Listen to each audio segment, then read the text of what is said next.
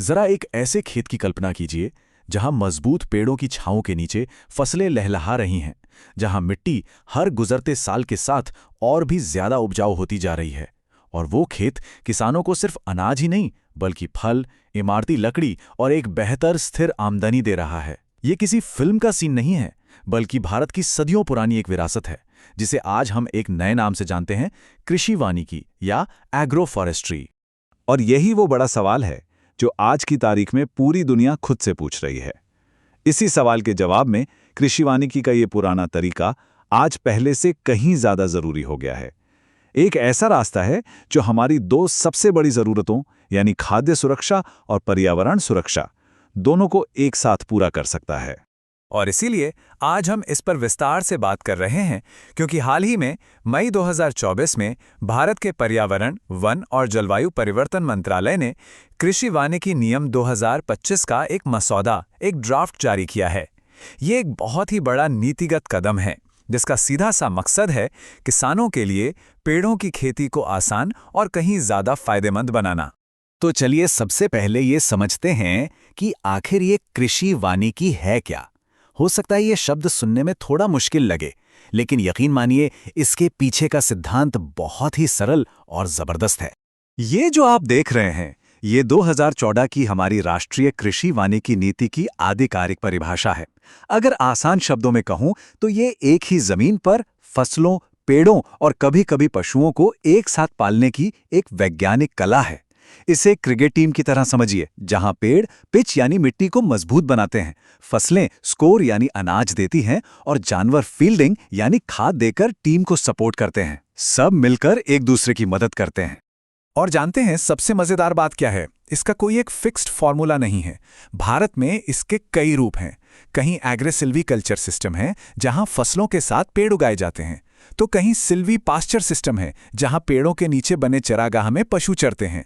यही लचीलापन इसकी सबसे बड़ी ताकत है, जो इसे भारत के अलग-अलग मौसम और मिट्टी के लिए एकदम परफेक्ट बनाता है।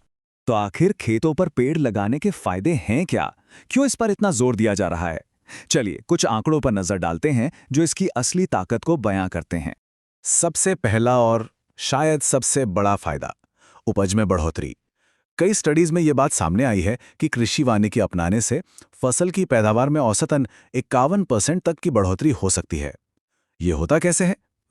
पेड़ तेज हवा और पानी के बहाव को रोकते हैं, जिससे मिट्टी का कटाव रुकता है, जमीन में नमी बनी रहती है और नतीजा बम्पर फसल। ये सिर्फ किसानों की जेब के लिए ही नहीं बल्कि हमारे ग्रह के लिए भी एक गेम चेंजर है। एक कृषि वानिकी वाला खेत हर साल प्रति हेक्टेयर 27.2 टन तक कार्बन डाइऑक्साइड सोख सकता है। मतलब ये खेत छोटे छोटे जंगल की तरह काम करते हैं जो क्लाइमेट चेंज से लड़ने में हमारे सबसे बड़े हथियार बन सकते हैं। और जरा इसका आर्थिक असर देखिए। क्या आप यकीन करेंगे कि भारत के पेपर और पल्प उद्योग का 60% से ज्यादा कच्चा माल इन्हीं खेतों पर लगे पेड़ों से आता है? इसका सीधा सा मतलब ये है कि हमारी किताबें और अखबार हमारे कीमती प्राकृतिक जंगलों को काटे बिना बन रहे हैं। ये होती है आत्मनिर्भर और सस्टेनेबल अर्थव्यवस्था। और फायदों की लिस्ट यहीं खत्म नहीं होती। ये मिट्टी की सेहत सुधारता है, उसे उपजाऊ बनाता है, बाढ़ और सूखे जैसे खतरों से बचाता है, गांवों में रोजगार के नए मौके पैदा करता है और भारत को 4% की कृषि विकास दर हासिल करने में भी मदद कर सकता है। सच में एक तीर से कई निशाने। अब सवाल ये उठता है कि अगर इसके इतने सारे फायदे हैं तो ये भारत के हर खेत तक अब तक क्यों नहीं पहुंचा? क्योंकि जमीनी हकीकत कुछ और थी। किसानों को कई बड़ी मुश्किलों का सामना करना पड़ रहा था। ये चार्ट एक बहुत बड़ी नौकरशाही की उलझन को दिखाता है। देखिए, एक सिस्टम है नेशनल ट्रांजिट पास सिस्टम यानी NTPS। इससे लकड़ी के ट्रांसपोर्ट को आसान बनाने के लिए बनाया गया था। लेकिन आंकड़े देखिए, इसके 82% आवेदन सिर्फ 3 राज्यों से आए हैं। इसका मतलब यह है कि जिस ऑनलाइन सिस्टम को किसानों की मदद करनी थी, वो ज्यादातर राज्यों में ठीक से इस्तेमाल ही नहीं हो रहा था। सोचिए, किसान ने मेहनत से पेड़ उगाया और उसे बेचने के लिए वो सरकारी दफ्तरों के चक्कर काट रहा है। एक और बड़ी दिक्कत रही नीति और उसे लागू करने के बीच का अंतर। लक्ष्य तो बहुत अच्छा था कि स्थानीय और अलग-अलग किस्मों के पेड़ लगाए जाएं, लेकिन हुआ ये कि नीलगिरी यानी यूकलिप्टस जैसी कुछ गिनी-चुनी प्रजातियों पर ज्यादा जोर दिया गया, जो बहुत ज्यादा पानी सोखती हैं। नतीजा, कई इलाकों में पानी की किल्लत और बढ़ गई। इसके अलावा और भी कई मुश्किलें थीं। पेड़ काटने और बेचने के लिए जटिल परमिट, अच्छी क्वालिटी के बीजों की कमी, किसानों तक सही जानकारी का न पहुंचना और सबसे बड़ी बात, कोई मार्केट या फसल बीमा जैसी सुरक्षा का न होना, इन सब ने मिलकर किसानों के सामने एक बड़ी दीवार खड़ी कर दी थी। लेकिन अब सरकार की इन्हीं नए नियमों के साथ इस दीवार को गिराने की एक नई और मजबूत कोशिश हुई है। ये नियम उन सभी समस्याओं का सीधा समाधान करने का वादा करते हैं जिनकी हमने अभी-अभी बात की। इन नए नियमों का मकसद एकदम साफ है, लाल फीताशाही के जाल को काटना और किसानों के लिए पेड़ उगाने से लेकर उन्हें बेचने तक की पूरी प्रक्रिया को पानी की तरह आसान बनाना। ये उन सभी रुकावटों का सीधा जवाब है जिन्होंने अब तक इस क्रांति की रफ्तार को धीमा रखा था। तो ये नियम असल में क्या बदलेंगे? 3 बड़ी चीजें।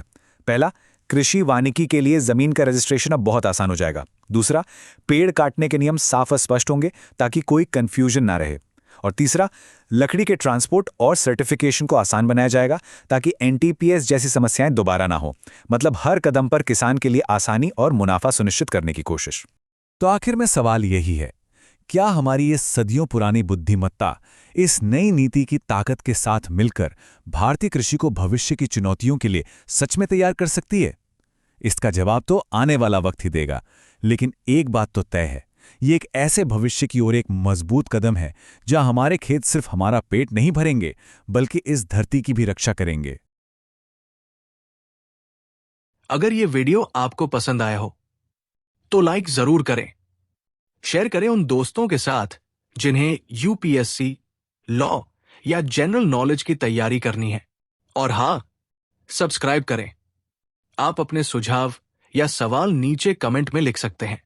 यूपीएससी एंड कॉम्पिटिटिव एग्जाम की गाइडेंस या मेंटरशिप के लिए संपर्क करें। Our contact information is given in description. धन्यवाद। मैं हूं कृणाल ठाकुर। मिलते हैं अगले भाग में। जय हिंद।